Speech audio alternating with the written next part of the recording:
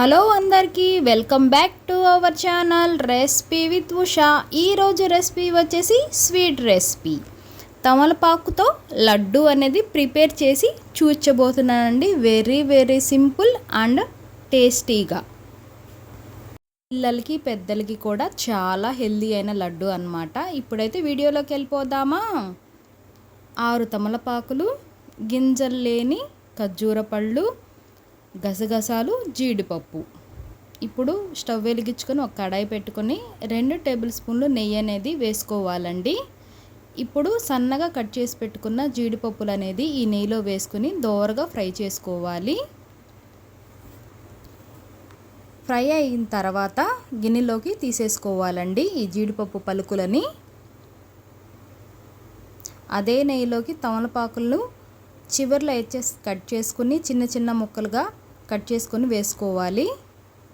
ఇక్కడైతే నేను లేత ఆకుల్ని తీసుకున్నానండి. ఊరినే ఇవి ఆకులు అనేది మగ్గిపోతాయి. ఇప్పుడు ఒక వేరే ప్లేట్లోకి ఈ తమలపాకుల్ని తీసేసుకుందాము. ఇప్పుడు అదే కడాయిలోకి ఖర్జూర పళ్ళు కూడా వేసుకుందామండి. ఒక 2 మినిట్స్ ఫ్రై చేసుకుందాం వాటిని. అవి కాస్త గట్టిగా ఉంటాయి కదండి, కాస్త మెత్తగా అవ్వటానికి. తమలపాకులు అనేది మిక్సీ జార్లో వేసుకొని గ్రైండ్ చేసుకుందామండి. ఇక్కడ చూపిస్తున్నాను చూడండి. ఇలా గ్రైండ్ అయిన తర్వాత ఖర్జూరాలు కూడా ఇందులో వేసుకొని గ్రైండ్ చేసుకుందాము.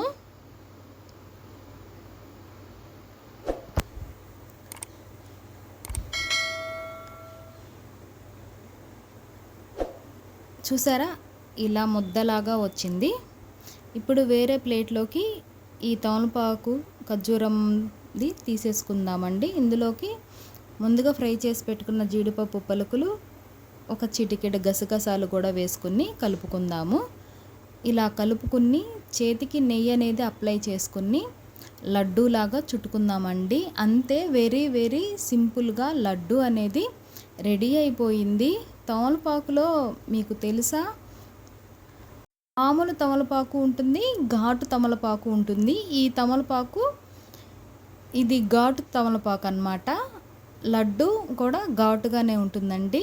లడ్డు చేసుకున్న తర్వాత ఇంకాసిన గసగసాల్లో అటు ఇటు లడ్డు అనేది కలుపుకోవాలండి. అంతే, వెరీ సింపుల్గా తమలపాకు లడ్డు అయితే రెడీ అయిపోయింది. నా వీడియో మీకు ఎలా అనిపించింది? నా వీడియో నచ్చితే లైక్ చేయండి, సబ్స్క్రైబ్ చేసి మంచిగా కామెంట్ ఇవ్వండి. మరొక రెసిపీతో మీ ముందుంటాను. Recipe with Usha.